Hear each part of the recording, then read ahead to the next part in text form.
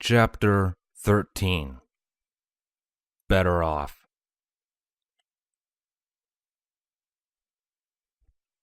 For Chrysalis, it felt like all of the hundreds of years of her life up until this point were trivially short in comparison to this one moment. Tone Shift was asleep in her forelegs, unable to wake until the spell wore off tomorrow morning. When he did finally return to his senses, he would be with no recollection of having ever found Chrysalis at the edge of the forest, or of bringing her into his home. She'd have to make sure his memories of her were the same as they were just before he found her. The face of a pony he didn't know, and nothing more. Finally pulling herself together, Chrysalis gently and carefully lifted Tone in her magic and deposited him onto her back before striding towards his room. Upon arrival, she pulled back his blankets and set him under them. She sat down by his bedside and tried to smile, only to fail as another sob tore through her.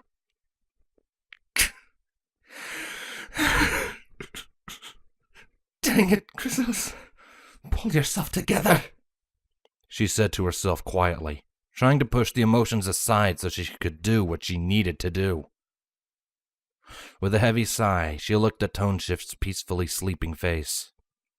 His eyebrows were still tilted to betray the fear and confusion he had felt when she cast her spell. It's for your own good, Tone Shift. You gave me a chance to survive. The only way I can think of to repay that is to ensure my time here doesn't jeopardize you, your safety, or your happiness. I could never forgive myself if you were hurt because of me. And the only way I can make sure that does not come to pass is if I was never here. Chrysalis, with a shiver and a grimace, lit up her horn with magic. You'll forget we ever met. All traces of my time here will have to be removed, but I'll try to leave the happy thoughts and feelings as intact as possible. She leaned down and touched her horn to his head. One by one, she began to gather up the sections of his memory that had her in it, carefully identifying what she could safely erase without creating notable gaps or inconsistencies that he could notice or follow.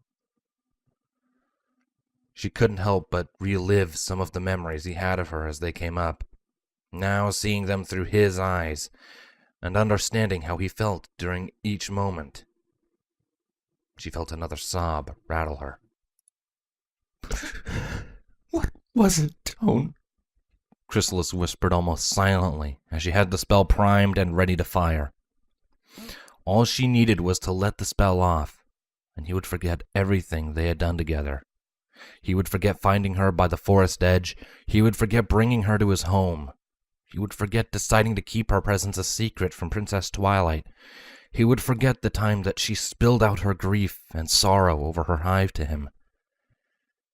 He would forget she had ever even been here, and would be able to live his life happily without risk of accusations of treason or betrayal. He would be able to find more work and keep those bills paid for himself and keep himself fed. He wouldn't have to worry about feeling bad about her sudden departure. What was it that made you care so much? Then she came to the memory where he had been looking up at her during their pillow fight at the hotel in Baltimore, when she had tackled him and pinned him to the bed. She froze on that memory, as what he had been feeling and thinking was almost literally made into an open book to her. His heart had been beating rapidly. Butterflies had been beating in his stomach. She's so beautiful. He had mentally replaced the image of luster with Chrysalis, colorful fur replaced with black chitin, and yet his feelings didn't change. The emotion was crystal clear, and Tone had thought of it without delay as soon as he realized it. I love her. And of course, when he had flipped them over so he was on top, when she had yielded to him in their playful pillow duel, he had looked down at her and wanted nothing more than to lean down and kiss her.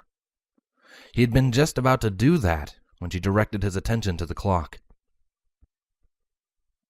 As soon as all of those thoughts, feelings, and memories flashed through Chrysalis's mind, she locked up completely, her fears having been fully confirmed with no more room for doubt or question. She had given him such a hard time, embarrassed him in public, inflicted height-induced panic attacks, and assaulted him with a veritable missile silo of pillows in an effort to get him to become angry with her, to stop caring. But it didn't turn out that way. He loved her, and that on its own made what Chrysalis had to do so much harder. Chrysalis retreated into her own mind, trying to pull herself together. Don't think about it. Just do it. Cut the memories and erase them. He'll be better off. She mentally prepared to fire the spell. Just as she was about to, however, she stopped. She tried again, and, just like before, stopped just short of actually casting the spell. She tried one last time before she realized it. Her jaw clenched shut in an effort to hold in a humorless chuckle.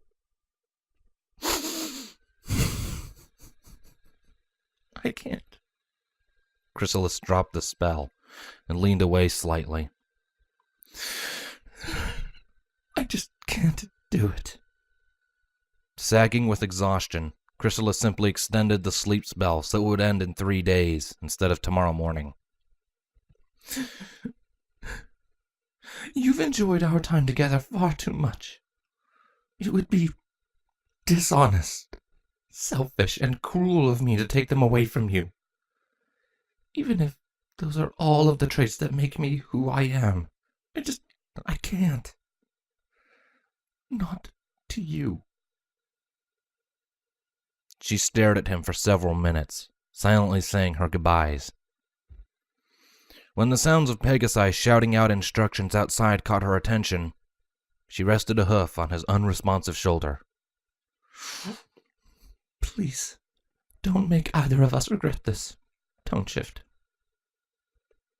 Chrysalis stood and returned to his living room. She paused for a moment to memorize the environment, taking it all in and committing it to memory. Then she set about leaving a note on the coffee table, tucked just under the photo they had taken outside his house. The photo of the day she had finally trusted him enough to leave his home with him.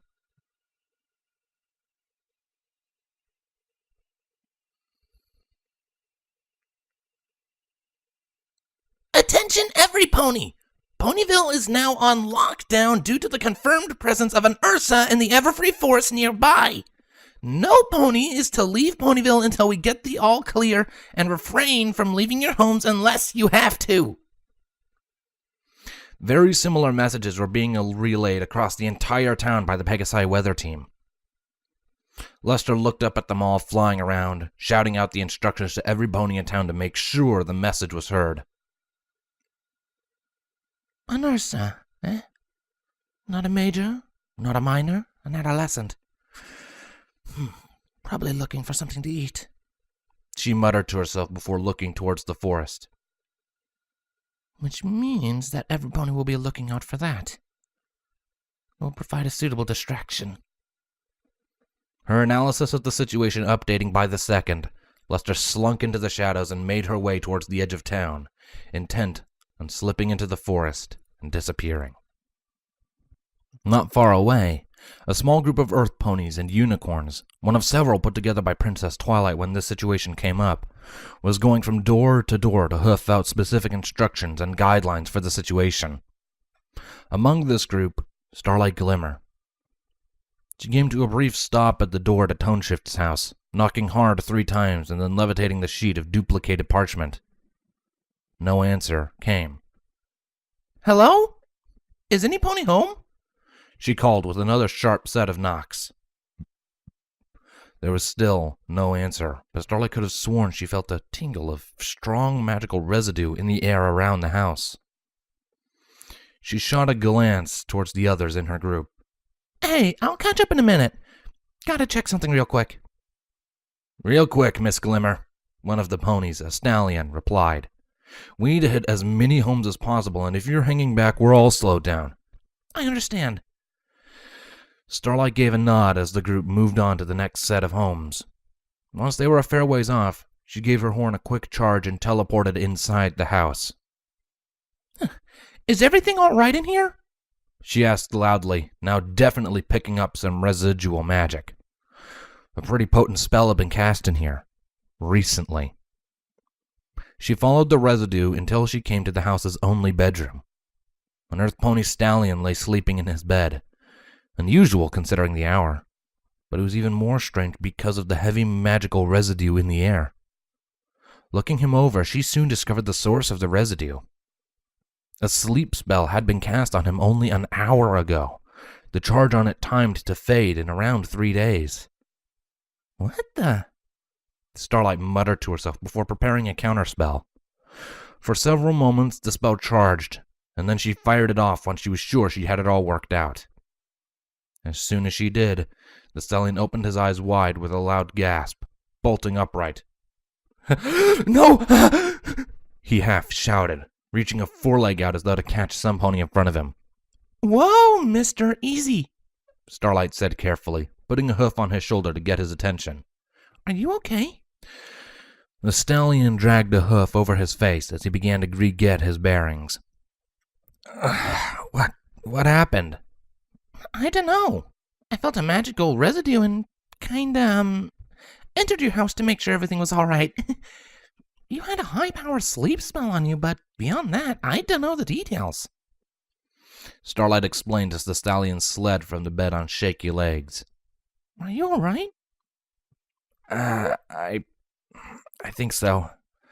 Name's Tone Shift, by the way. Tone said when he was sure he could support himself with his own legs. Do you have any idea who might have cast that spell on you? Or why? Starlight followed up, stepping back a bit to give Tone Shift some space. At that moment, Tone's eyes snapped wide open, and he froze. His blood ran cold, and a chill ran down his spine as he remembered Chrysalis's gratitude, and the faint echo of her apology before he passed out. Oh no. Huh? Starlight tilted her head at him, and then jumped back as he shoved past her into his living room. Lester! Tone called uselessly, looking around the living room and then darting into the kitchen. Starlight slowly entered the living room when Tone came back, starting to look like he was in a full-blown panic, pulling at his mane with his hooves and his eyes darting everywhere. Oh no, oh no, oh no, oh no. Tone Shift, calm down. Who's Lester? Starlight asked in as soothing a voice as she could manage from next to the coffee table, holding a foreleg out in an effort to calm him and get his attention. Tone looked at her and then to the coffee table she stood next to. He went silent. Slowly, Tone picked up one of the photos on the table and passed it to Starlight. That's Lester, he said absently, his attention instead focused on the note that had been under it. Huh, I remember her. She seemed kind of agitated when we met. Is everything okay with her? Starlight asked, but then she shrunk away slightly at the growing look of dread and despair on Tone Shift's face. No. No, no, no! Tone's voice rose to a scream as he turned and sprinted for his door, unlocking it and throwing it open before sprinting out into the evening streets without stopping. Hey! Starlight called after him, confused. She took a moment and saw that he had left the note on the table. Grasping it with her magic, Starlight brought it up to her face and read the contents. Tone Shift, I can never hope to thank you enough for everything you've done for me. In the short time you had me in your home, you saved my life twice and brought me back to good health from the brink of starvation. You gave me a home. I appreciate the effort more than I can describe with words. But I have to leave. If I stay with you, you will only suffer greatly, and I would rather avoid causing you any more unnecessary pain. My departure now has probably saved your life, frankly. I hope you can forgive me, even though I do not expect you to. You told me once that if I wanted a happy ending, I should just ask.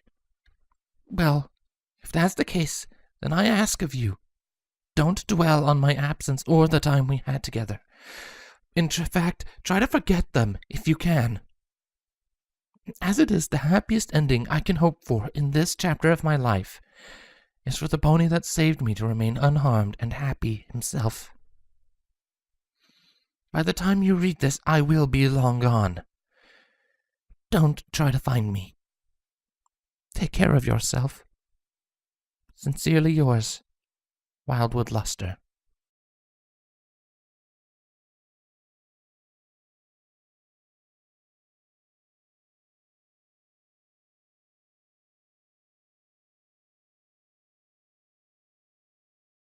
Thank you very much for tuning in to this chapter of The Bug and the Herd by me.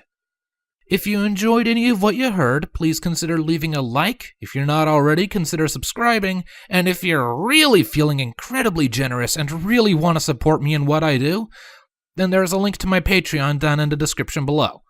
Thank you very much for any and all support, be it like, sub, favorite, whatever. It's all helpful. I appreciate it all. Thank you for tuning in. I'll see you next time. Bye-bye.